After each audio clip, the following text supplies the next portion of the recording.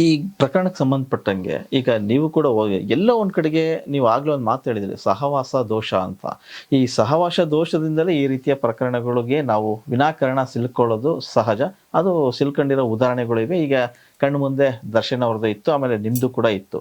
ಎಲ್ಲೋ ಒಂದ್ ಕಡೆಗೆ ಪಶ್ಚಾತ್ತಾಪ ಅನ್ನೋದು ಬರುತ್ತಾ ಮೇಡಮ್ ಹೊರಗೆ ಬಂದ್ಮೇಲೆ? ಪಶ್ಚಾತ್ತಾಪ ಹೌದು, ಇಂಥವ್ರು ಸಹವಾಸ ಮಾಡ್ದೆ ಅಂತ ಪಶ್ಚಾತ್ತಾಪ ಬರುತ್ತೆ. ಬಟ್ ನಮಗೆ ಏನ್ ಗೊತ್ತಿರುತ್ತೆ ಇವ್ರು ಸಹವಾಸ ಮಾಡಿದ್ರೆ ಇಷ್ಟು ಪ್ರಾಬ್ಲಮ್ ಆಗೋಗುತ್ತೆ ಅಂತ? ಯಾರು ಊಹೆ ಮಾಡ್ಕೊಳಲ್ಲ ತಾನೆ.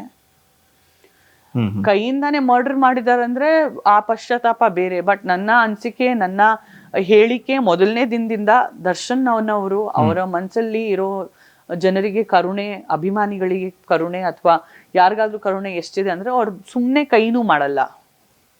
ಕರೆಕ್ಟ್, ಸುಮ್ನೆ ಕೈನೂ ಮಾಡಲ್ಲ. ಅವರು ಸಾಯಿಸೋದಂತೂ ತುಂಬಾ ದೂರದ ವಿಷಯ. ಇದು ಬೈ ಮಿಸ್ಟೇಕ್ ಹೋಗ್ಬಿಟ್ಟು ಸಾವಿಗೆ ಶರಣಾಗೋಗಿದ್ದಾನ ಅವನು.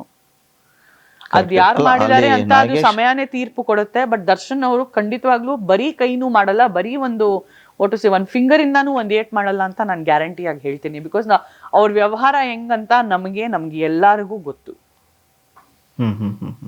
ಹೌದು.